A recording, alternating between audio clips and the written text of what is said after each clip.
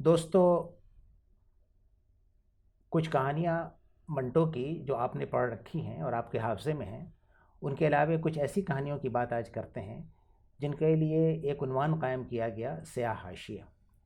स्याह हाशिया की कहानियों की खूबी ये है कि वो बहुत मुख्तसर कहानियाँ हैं, अफसानचे हैं, माइक्रो टेल्स हैं।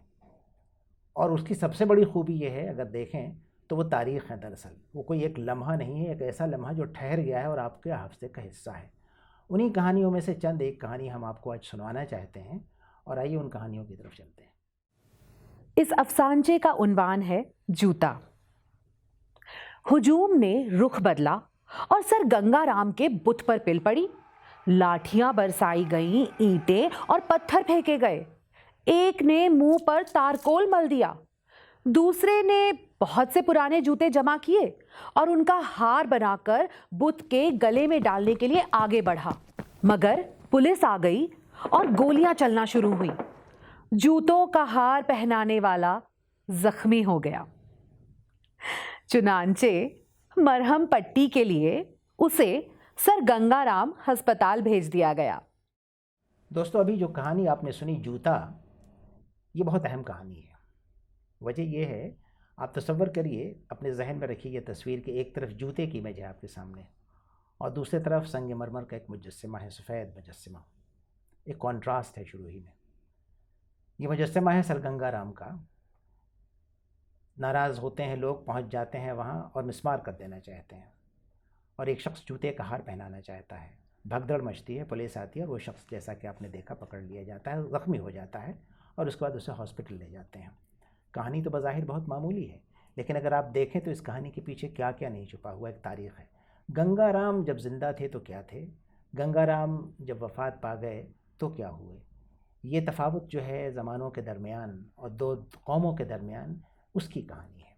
ये कहानी दरअसल इंसानी बुग़्ज़, इंसानी कीने, इंसानी नफ़रत, इंसानी हसद की कहानी भी है। ये तारीख़ की कहानी भी है। यानी ये वो शख्स है जो मॉडर्न लाहौर, जदीद लाहौर जो है उसका आर्किटेक्ट कहलाता है, जो अपने पेशे से सिविल इंजीनियर था और आर्किटेक्ट था, और उसने बहुत से समाजी खिदमात अंजाम दी। उसे सर गंगाराम कहा गया, राय बहादुर का खिताब उनको मिला और उनकी बड़ी इज़्ज़त की गई। पंजाब के उस हिस्से में पैदा हुए जो अब पाकिस्तान का हिस्सा है। तो उस गंगाराम की जो सूरत आपने देखी इस कहानी में, जिसे जूते का हार पहनाया गया, तो आखिर कहानी का जो है, जो आखिरी हिस्सा है कहानी का, वो आप देखिए कितना अहम है कि जब वो शख्स ज़ख्मी हो जाता है तो उसे कहाँ ले जाते हैं। उसे ले जाते हैं उसी हस्पताल में जिसे गंगाराम ने वहाँ कायम किया था, लाहौर में। और आप देखिए कि दो गंगाराम हॉस्पिटल हैं, एक दिल्ली में मौजूद है और एक लाहौर में। तो गोया कि गंगाराम अपनी ज़िंदगी में भी उसी तरह काम आते रहे लोगों के जिस तरह मौत के बाद, और उन्होंने मौत के बाद भी कोई किसी तरह की डिस्क्रिमिनेशन जिसे आप कहते हैं नहीं की, कि उनके यहाँ वो शख्स भी आ रहा है अपने इलाज के लिए जो ख़ुद उनका मुखालिफ ही नहीं था, बल्कि उन पर जूते का हार पहनाने के लिए तैयार हुआ था। तो एक साइकोलॉजिकल स्टोरी भी है, पॉलिटिकल स्टोरी भी है, हिस्टोरिकल भी है।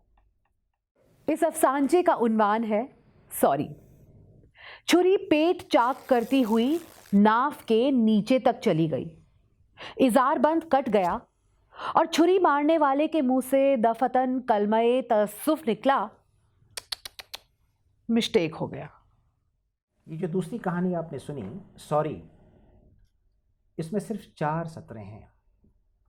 बहुत ही मुख्तसर कहानी है, आपने ख़ुद देखा इसको। अब आप देखें कि एक वाक़या है, बहुत ही छोटा सा वाक़या है, चंद लम्हों पे मुश्तमिल है ये वाक़या, और इसमें 2 अल्फाज जो इस्तेमाल हुए हैं, जो कहानी का उन्वान है सॉरी, जो अंग्रेज़ी का लफ्ज़ है, और आखिरी लफ्ज़ जो इस्तेमाल हुआ है मिस्टेक हो गया, उसमें भी एक अंग्रेज़ी का लफ्ज़ आता है। तो हम ये नहीं समझते कि हम कहानी में जो ज़बान इस्तेमाल हुई है उसके बारे में गुफ्तगू करें, लेकिन ये ज़रूर बताना चाहते हैं कि किस तरह ज़बानें आपस में, जब हम अपने गम गुस्से का इज़हार करते हैं, तो किस तरह ज़बानों पे हमारा इख्तियार नहीं होता, बल्कि हम वो ज़बान बोल जाते हैं जो शायद हमारे हाफ़्ज़े का हिस्सा भी हों और हमारी तालीम की किसी सतह को भी दिखाते हों। बहुत ही आयरनिक कहानी है ये, बेइंतहा आयरनी है इसके, बड़ी सतहें आयरनी की इसके अंदर।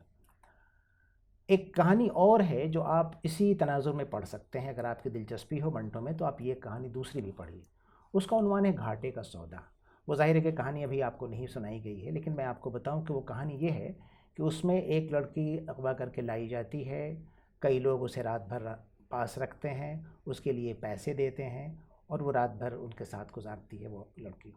صبح اس سے ایک شخص اس سے نام پوچھتا ہے، ان میں سے ایک شخص اس سے نام پوچھتا ہے، وہ اپنا نام بتاتی ہے، اور جب نام بتاتی ہے تو ظاہر ہے کہ اسے بڑا دھکا لگتا ہے، کیونکہ یہ لڑکی خود اسی کے کمیونٹی کو بلونگ کرتی ہے۔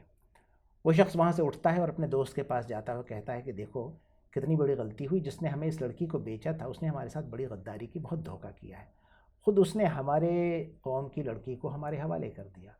اور عنوان ہے کہانی کا گھاٹے کا سودا۔ اب دیکھیے یہاں پہ معاملہ صرف جسم کا نہیں ہے، یہاں معاملہ ہے ایک بغاوت کا اور ایک انتقام لینے کا۔ گویا کہ اگر کسی دوسرے قوم کی لڑکی کے ساتھ ہم نے بدفعلی کی تو گویا کہ ہم نے اس پورے قوم سے انتقام لے لیا۔ منٹو کا کتنا بڑا یہ کمنٹ ہے ہیومن سائیکالوجی پہ، اور خاص طور پہ نفرت کی سائیکالوجی پہ، نفرت کی جو سیاست ہم کرتے ہیں، یا نفرت کی جو بولی ہم بولتے ہیں، نفرت کے جو افعال ہم کرتے ہیں، اس پہ یہ چھوٹی سی کہانی پوری اترتی ہے۔ اور اس سوری کی کہانی جس میں صرف 4 سطریں ہیں، یہ بات پورے طور پہ واضح ہو کر ہمارے سامنے آ گئی ہے۔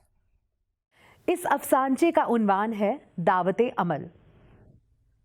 آگ لگی تو سارا محلہ جل گیا، صرف ایک دکان بچ گئی جس کی پیشانی پر یہ بورڈ آویزاں تھا، یہاں عمارت سازی کا جملہ سامان ملتا ہے۔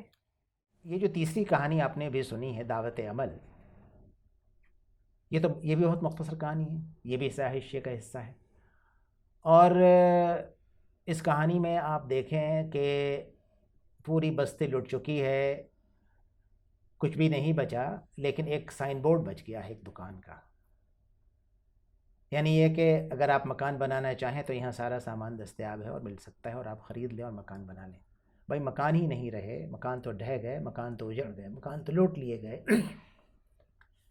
واقعہ ہے، بس واقعہ ایسا نہیں جو کرداروں کے درمیان ہو رہا ہو۔ ایک سائن بورڈ ہے جو گرا ہوا ہے، اور دیکھ کے منٹو کے دل میں یہ کہانی آتی ہے کہ یہاں مکان بنانے کے جملہ سامان موجود ہیں، لیکن کیا وہ حالات موجود ہیں وہاں؟ کیا یہ وہ لوگ موجود ہیں جس مکان کو بنائیں گے؟ کیا یہ وہ زمین وہی زمین ہے جہاں مکان بنائی جا سکتی ہے؟